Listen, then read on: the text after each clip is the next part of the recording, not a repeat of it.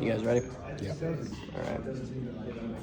So, obviously coming back home after a 2-game road stretch, you guys come away with, bounce back wins after a loss. Just what were some of the takeaways, I guess, especially from the backcourt, I guess, heading into this one against Nebraska? Backcourt's been great. Mainly Braden and Fletch. They've been awesome. Thought they really responded well after their first loss, which is something that's really hard to do as a freshman, especially. So I was really proud of them. But everybody stepped up. Dave had a big time game at Ohio State. I don't know if we win that game without him. He made some big end of shot clock plays and was just really solid for us. Especially with Brandon being sick. And then I thought Brandon had a really good game against Penn State. Just kind of being disruptive defensively and picking up where I left off on Jalen Pickett. But yeah, overall, it was a great response from this group. Just speaking of Ohio State, obviously that was a game where you were able to find a little bit more of a rhythm offensively than maybe you have in previous games. Just, I guess, what were kind of some of the looks that you were seeing there that gave you some of those, opportunities for more three-pointers, and maybe how you can kind of take that game and use it going forward to increase some of that production in combination with the things you've been asked to do defensively? Yeah, I still wasn't very good offensively, right. To be honest. 2 of 7's not great. You always want to shoot it better. But, there was nothing special there. Just give me wide open shots, which is a choice some teams are probably going to make moving forward, just the guys we have shooting the ball. Kind of play the percentages. Hopefully I can make some more of those shots. Just got to cut down on turnovers. Had some dumb turnovers the past week since we got back in the Big Ten play, so just cleaning that up. Just continue to be aggressive, play off my shot fake, make open shots, make the right reads. Just be simple. Hopefully I can be a lot better coming up here.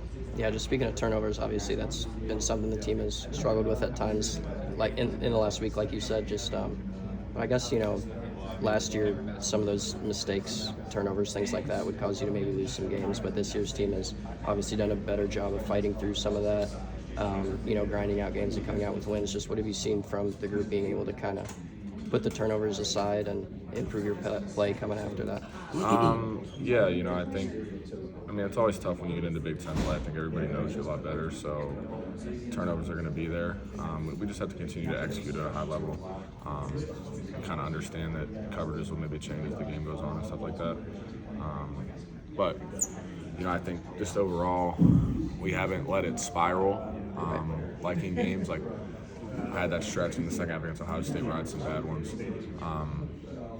But the team kind of picked me up there and didn't let it spiral. We were still able to get good looks, and I think sometimes, like, it might not, to people to watch a game, it might not make a difference, but like live ball turnovers compared to turnovers that go out of bounds or it's a dead ball, like, big difference. Because, like, as you saw, like my turnover against Penn State, like live ball turnover, like, it's just a killer because it's 2 free points for them. Right.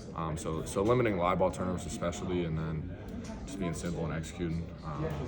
I think we'll continue to get better there as guys continue to settle into the Big Ten season. Absolutely.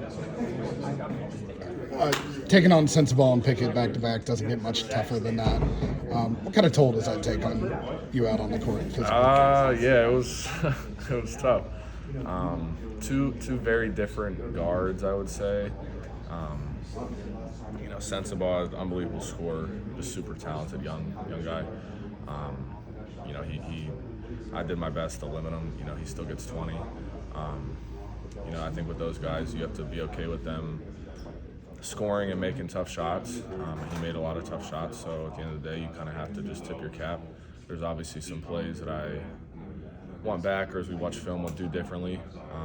But overall, I think it was a big piece of it was the help defense behind me did a great job putting him in tough positions and allowed me to kind of just be simple. He was super tough, and then obviously Jalen Pickett just plays with the ball so much, creates for guys, and it was another game where we didn't, you don't really limit them, but everyone else did a great job of taking away the other guys. And he kind of got his, but that was it. And coach made some really good adjustments.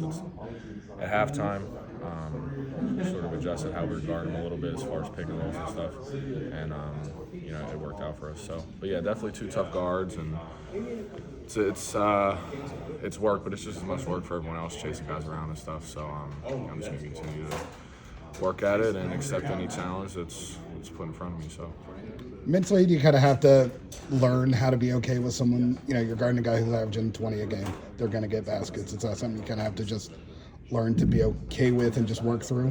definitely, yeah, it's something I struggled with last year a lot, and as a freshman, like when dudes hit tough shots, you sort of like hang your head or whatever, but you kind of have to live with it. My thing is just try not to put those guys to the free throw line because that's an easy way for them to get going.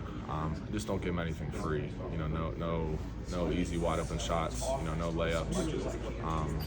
Just try and you try and play the percentages and try and make tough shots, and if they do, then so be it.